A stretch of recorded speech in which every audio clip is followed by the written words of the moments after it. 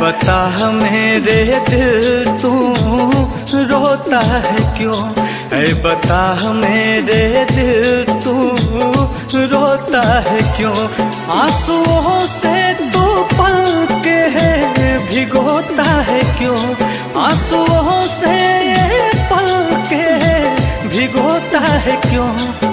बता मेरे दिल तू रोता है क्यों? बता मेरे दिल तू रोता है क्यों? रोता है क्यों?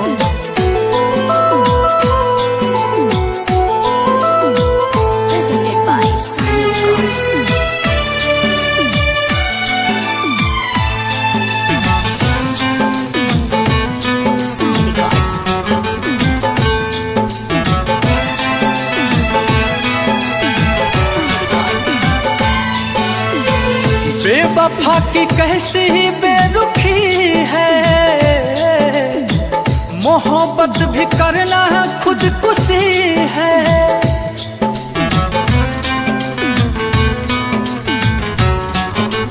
हो बेवफा की कैसी बेरुखी है,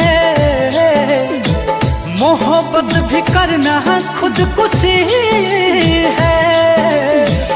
जिस पे भरोसा तुमने किया था, मान के जिसको अपना दिल भी दिया था, ऐसे लोगों की खातिर सपने संजोता है क्यों? ऐसे लोगों की खातिर सपने संजोता है क्यों? बता मेरे दिल तू रोता है क्यों?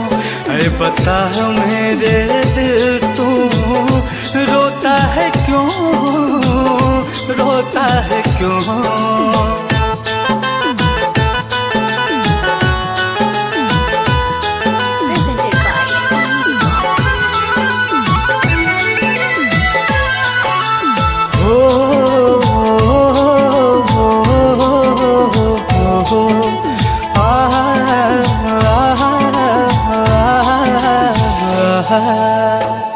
उस बेवफा को भूल जा तू,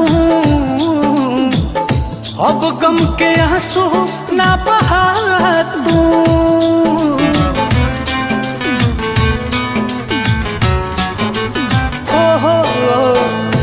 उस बेवफा को भूल जा